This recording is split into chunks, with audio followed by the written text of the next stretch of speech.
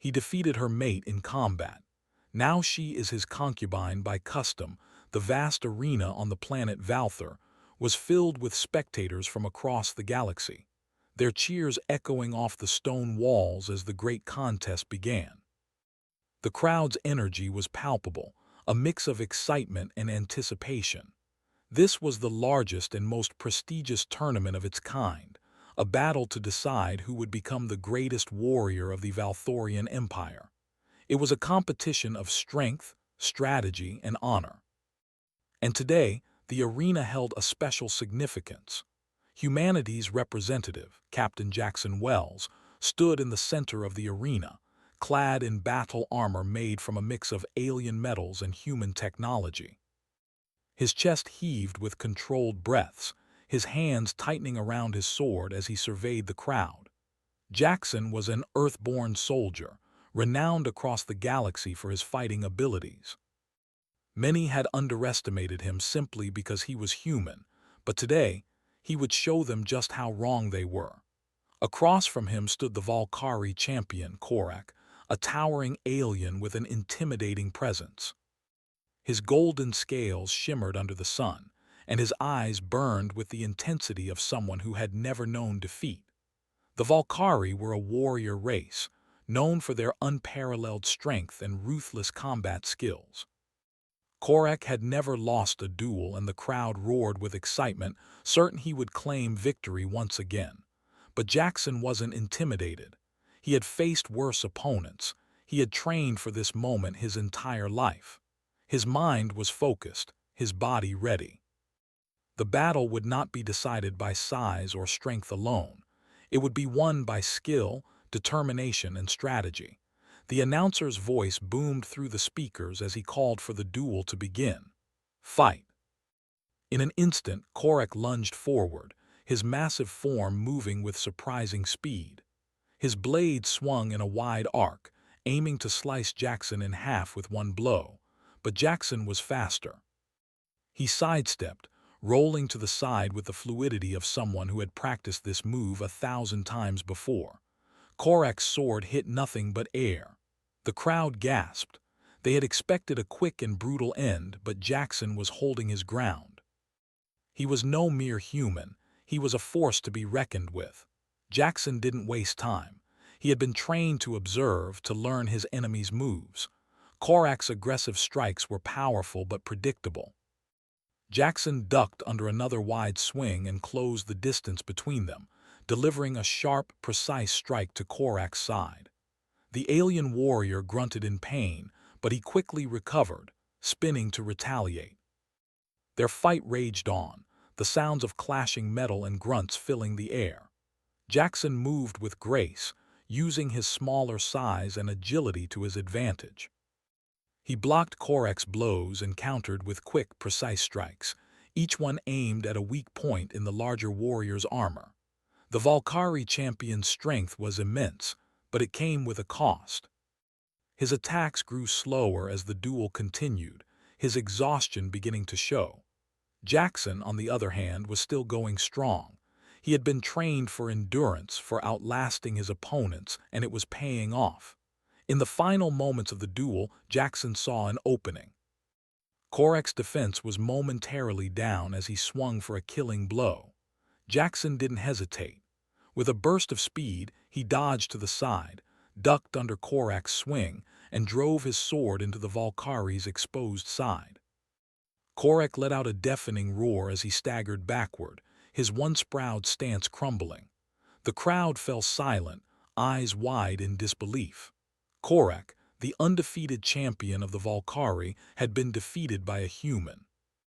Jackson stood over his fallen opponent, chest rising and falling as he caught his breath. The weight of the moment was sinking in. He had done it. Against all odds, he had won. The arena erupted in mixed reactions. Some were cheering, others were silent in shock. The defeated Valkyrie warrior lay at Jackson's feet, breathing heavily, his golden blood pooling beneath him. Korak was alive, but he was no longer a threat. His reign as champion had ended. Jackson stepped back, his sword still raised in a symbol of victory. He didn't need to say anything. His actions spoke louder than words ever could. But the Valthorian customs had already set into motion something Jackson had not anticipated. The ancient traditions of the Valkyrie people were clear. The victor of a duel was entitled to claim the defeated champion's mate, as a sign of their power and dominance. It was a tradition that had existed for centuries, and the Valthorian Council had no intention of ignoring it now. Vecra, Korek's mate, stood at the edge of the arena, her eyes locked onto Jackson with a mixture of anger and defiance. She was beautiful, a striking figure with sharp features and a cold expression. She was a warlord in her own right, a leader among her people, and no one had ever dared to challenge her status before. But now, as the defeated champion lay at Jackson's feet, the Valkyrian customs demanded she be bound to him as a concubine. The moment Jackson turned to face her, Vecra's gaze was full of fury. She had heard the law the victor could claim what was his, but it was a law she would never accept. She was no one's prize, no one's possession. Jackson, sensing the tension in the air, stepped toward her slowly. His expression was calm, but he was already formulating a plan.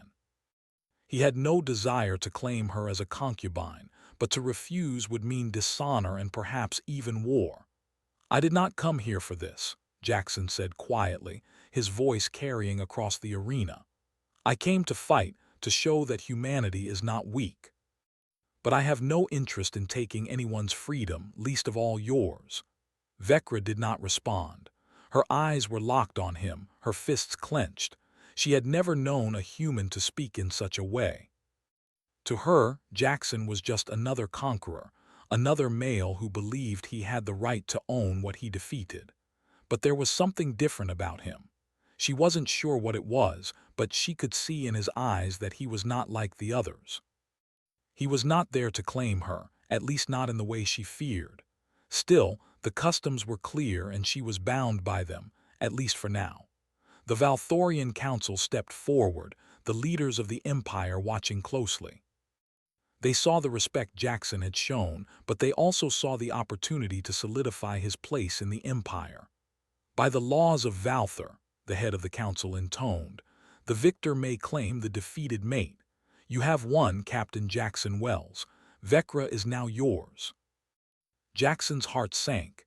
He had hoped there might be another way, but the council's words were final. He glanced at Vecra once more, and in her eyes he saw a storm brewing. She was not going to go down without a fight, and he knew it. This wasn't over. Not by a long shot. The announcement from the Valthorian Council still echoed in Jackson's ears as he stepped out of the arena. The roar of the crowd had died down, but the weight of the victory, and the unexpected consequences, was beginning to settle in. Vecra, Korek's mate, was now bound by their customs to serve him as his concubine, but Jackson didn't feel victorious, not in the way the crowd had expected. As he walked through the grand corridors of the Valthorian palace, the buzz of the crowd still ringing in his ears, Jackson's mind raced. He had won the duel, but at what cost? He didn't want to claim Vecra as his prize, nor did he want to dishonor her. He had fought for survival, not for ownership. Yet, the laws of Valthor were clear. The victor in a duel had the right to claim the mate of the defeated. He found himself in a private room, the shadows of the palace walls stretching long as the sun began to set. His armor was still on, and the weight of it felt like a reminder of the battle and everything that had followed. He sat down, his hands rubbing over his face, trying to process everything. Meanwhile, Vecra stood outside the chamber, her back straight, her expression cold. Her mind was just as chaotic. She could feel the shame of defeat settling deep in her chest, but worse was the humiliation of having to be tied to a human, a warrior who had claimed her through custom, not through respect. Vecra was no stranger to power. She was a warlord in her own right, and her presence commanded respect. The fact that she had been forced into this position by the traditions of her people left her angry and bitter. She wasn't some prize to be won in a contest. She had fought for everything she had earned, and now she was being reduced to nothing more than a symbol of Jackson's victory. As she stood there, contemplating her next move, the door to Jackson's chamber opened. He was standing there, his expression neutral, but his eyes were filled with something Vecra couldn't quite place. Was it sympathy? Or something else? She wasn't sure she cared. "You don't have to do this," Jackson said quietly, his voice steady. "You don't have to follow these customs." Vecra's eyes narrowed. She had expected him to claim his victory, to take what was his by law, but instead he stood there, offering her an escape from the very thing that had bound her. Her pride flared up. No one offered her anything. Especially not a human. "You think you can just walk away from this? You think you can ignore the law of my people?" she asked, her voice cold but filled with emotion. "The traditions of the Valkyrie cannot be dismissed just because you don't like them." Jackson took a step closer, his voice still calm but firm. "I don't like them. I don't want to take your freedom from you. I didn't come here for this. I came to prove humanity's worth, not to take someone as a prize." Vecra scoffed, her gaze hardening. "What's the difference? You're no better than Korak, no better than anyone who would claim victory by force. You're just another conqueror, another warrior who thinks he can own someone simply because he wins a fight." Jackson's jaw tightened, but he didn't argue. He understood her anger. He didn't blame her for feeling this way.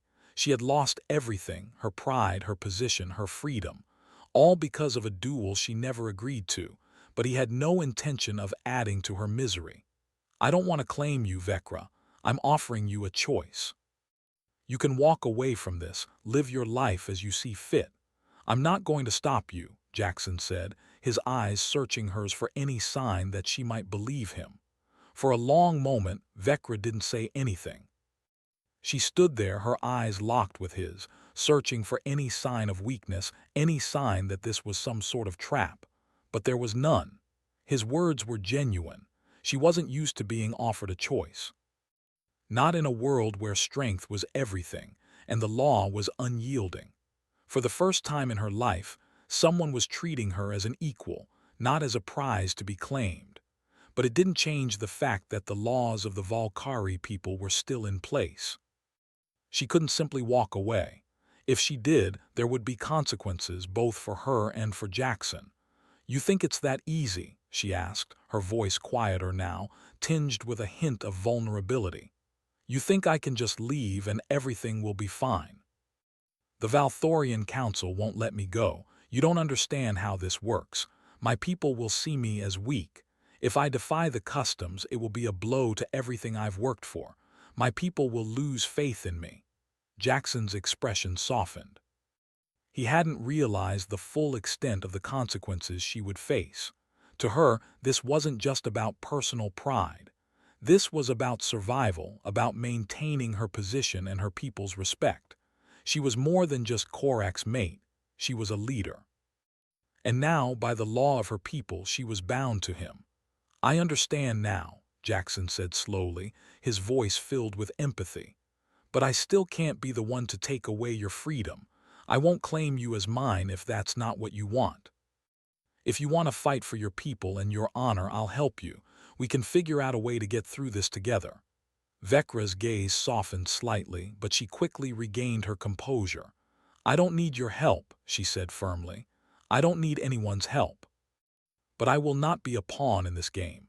If you want me to follow your commands, then you are gravely mistaken." Jackson sighed, feeling the tension between them rise once more. He wasn't trying to control her.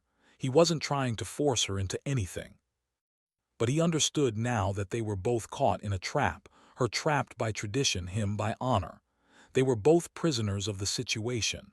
"I'm not your enemy, Vecra," Jackson said, his voice tinged with frustration. "I'm not here to control you. I'm not here to break you. But we have to find a way out of this, because if we don't, neither of us will be free." Vecra didn't respond immediately. Instead, she turned away, her thoughts clearly racing.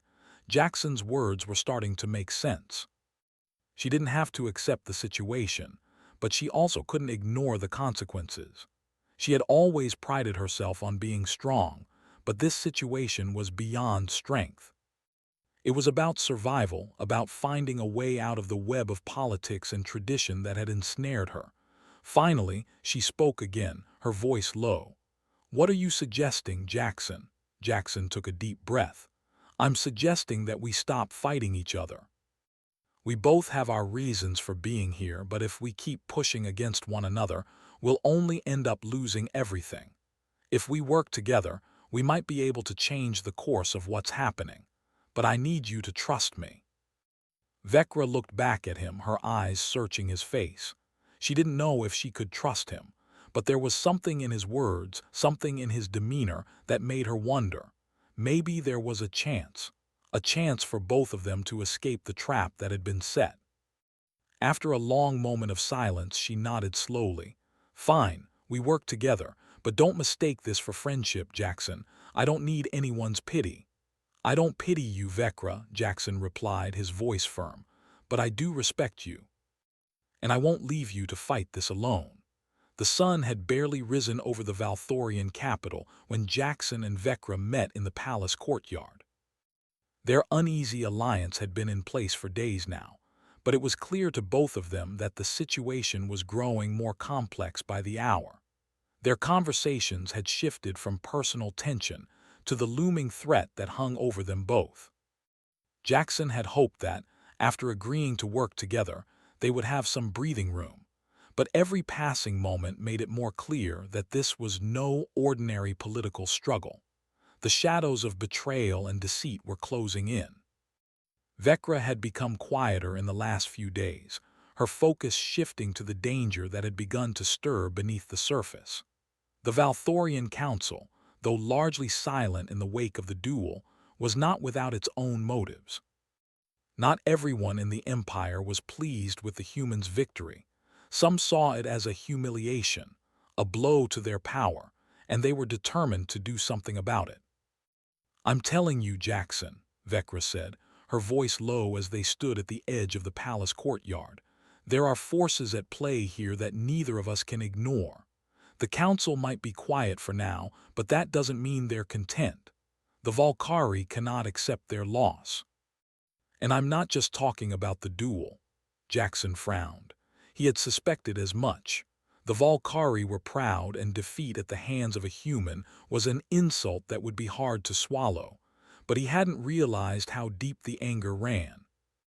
This wasn't just about pride, it was about survival. The Valthorian Empire had always been strong, and losing face before the galaxy would tear apart the fabric of their society.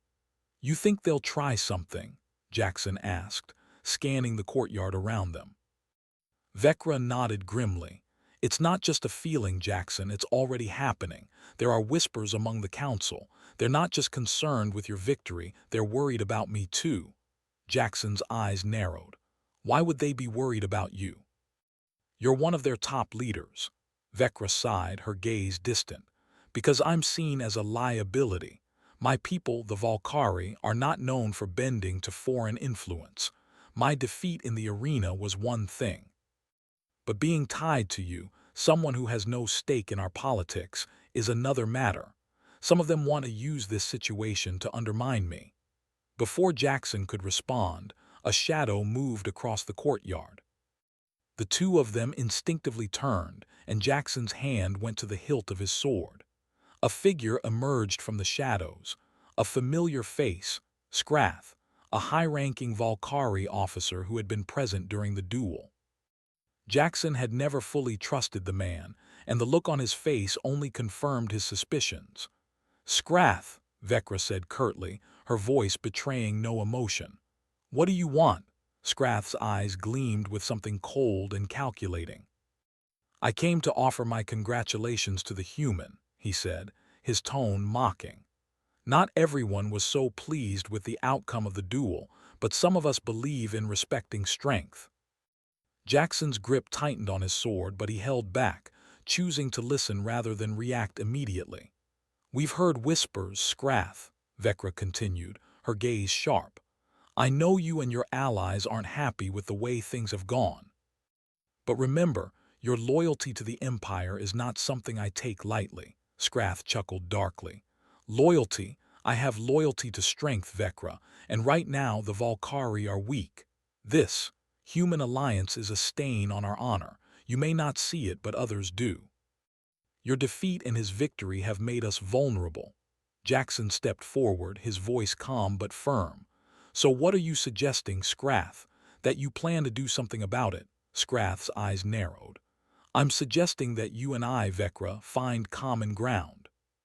You've lost your position, your honor, and now you stand bound to this human, but you still have power. You could help me change the future of the Valkyrie. Jackson stepped in front of Vecra, his hand resting on the hilt of his sword. If you're planning a coup, you can forget it. I'm not going to let anyone hurt her, Scrath smirked. I'm not interested in hurting anyone, but you should know, Jackson, that if you stand in my way, you'll be seen as a threat, and the Valkyrie don't tolerate threats. Jackson's eyes met Vecra's, and for the briefest moment, their fates seemed to align. She had no intention of falling under Scrath's sway, but she knew that the situation was dire. If Jackson confronted Scrath directly, it would escalate into something far worse than either of them could handle. I don't need your offer, Scrath, Vecra said coldly, her voice hardening. But if you want a war, I'll make sure you get one. And believe me when I say that you don't want to be my enemy. Scrath's smile faded, and he gave a slight nod as if acknowledging the threat. Very well, but mark my words, Vecra. The cracks in the Empire are growing. You've chosen a human, and that will be your undoing. With that, he turned and left, disappearing into the shadows of the palace walls. The tension between Jackson and Vecra lingered in the air, both of them knowing that Scrath's words were not empty. There were forces within the Empire that would use their alliance to tear everything apart. I knew it was too easy, Jackson muttered, turning to Vecra. Scrath's not going to stop. He's already planning something. Vecra's eyes burned with anger, but there was something else in them too, a determination. He's right about one thing, Jackson. The Valthorian Empire is fragile. We can't just wait for them to make the first move. If we're going to survive, we need to strike first. Jackson looked at her, the weight of her words settling on him. What are you suggesting? We need to take control of the situation. We can't let Scrath or anyone else use us as pawns. We fight back, but we can't do it alone. We'll need allies. Vecra's words rang true, and Jackson nodded slowly, his mind turning over the possibilities. They had no choice but to fight back. Scrath's betrayal had only shown them how deeply ingrained the politics of the Valthorian Empire were. The conspiracy against them had already begun, and if they didn't act quickly, they would lose everything. We'll need to make our move soon, Jackson said, his voice low. But we can't do this without the support of the right people. I have contacts, Vecra replied, her eyes narrowing with resolve. But we'll have to move carefully. Scrath is powerful. He has allies. If we make a wrong move, it'll be the end of us. The two of them stood there, looking out over the palace grounds, aware of the storm brewing around them. The future of the Valthorian Empire and their own lives hung in the balance. They couldn't afford to wait any longer. As they made their way back inside the palace, preparing for what would come next, both knew that the path ahead would be dangerous, but neither of them was willing to back down. Not now. Not when they had a chance to take control of their own fates. The air in the Valthorian palace had never felt heavier. The threat of betrayal loomed large over Jackson and Vecra. Days had passed since Scrath's warning, and every moment had been filled with uncertainty. But they couldn't wait any longer. They had to act before the Empire fractured even further.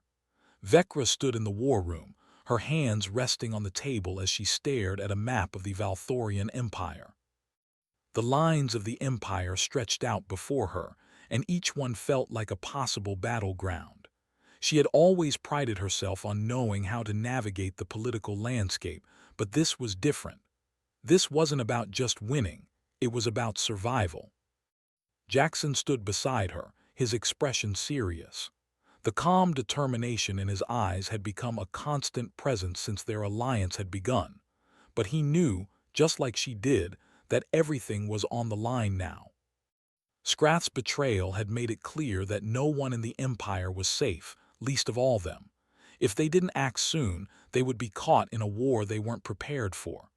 "We need to make our move tonight," Vecra said quietly, her finger tracing a line on the map. "Scrath is building an army in the outer territories. If we wait much longer, he'll be too powerful to stop." Jackson nodded. "Then we'll take the fight to him first. We'll hit his forces before he can mobilize them any further." Vecra's eyes flickered with approval.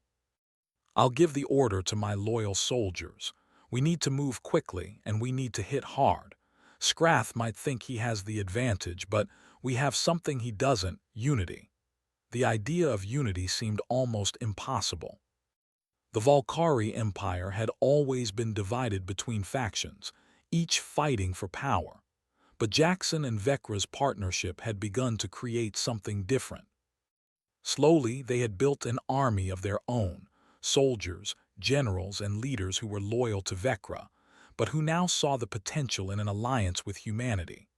They had come to the realization that if they were going to defeat Scrath, they couldn't rely on strength alone. They had to outthink him. They had to unite their forces in a way that no one would expect. Just as they were preparing to leave the war room, a messenger entered.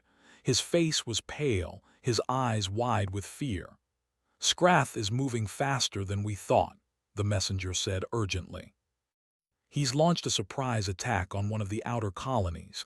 His forces are already advancing. We need to act now or we'll lose the entire sector." Vecra's jaw tightened. "Gather our forces. We'll take the lead. We're not going to let Scrath win this." Jackson's heart raced. The attack had come sooner than expected, but this was their chance. They couldn't hesitate, not now. He turned to Vecra. "I'll take command of the human forces. You lead your people." Vecra didn't hesitate. "Agreed. Let's finish this." The battle was fierce, far fiercer than Jackson had expected. The outer colony, once a peaceful place, was now a battleground. Scrath's forces were relentless, charging forward with the kind of brutality only the Valkyrie could bring. But Jackson and Vecra had prepared. They knew Scrath's tactics, and they knew how to counter them. As they arrived on the front lines, Jackson could see the chaos unfold before him. Explosions shook the ground, and the air was filled with the sounds of weapons, fire, and shouting. The sight of it was overwhelming, but Jackson had been in battles like this before. He had trained for moments like these. His mind clicked into place, and he moved with purpose. "Stay focused," he ordered his troops. "We're not just fighting for this colony. We're fighting for our future." Vecra was already in motion, her Valkyrie soldiers following her every command with precision. Her eyes burned with the intensity of a leader who had nothing left to lose. She had watched her people crumble beneath the weight of their pride. Now was her chance to rebuild what had been lost. Vecra charged into the heart of Scrath's forces, her blade cutting through enemies with brutal efficiency. Jackson and his soldiers followed, working together in a coordinated attack that caught Scrath's army off guard.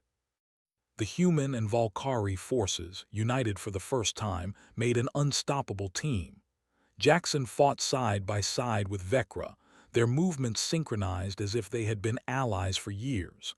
Each time they struck, their enemies fell. Every corner of the battlefield they cleared brought them closer to Scrath's position. The tide was turning, but just as Jackson thought they had the upper hand, Scrath appeared.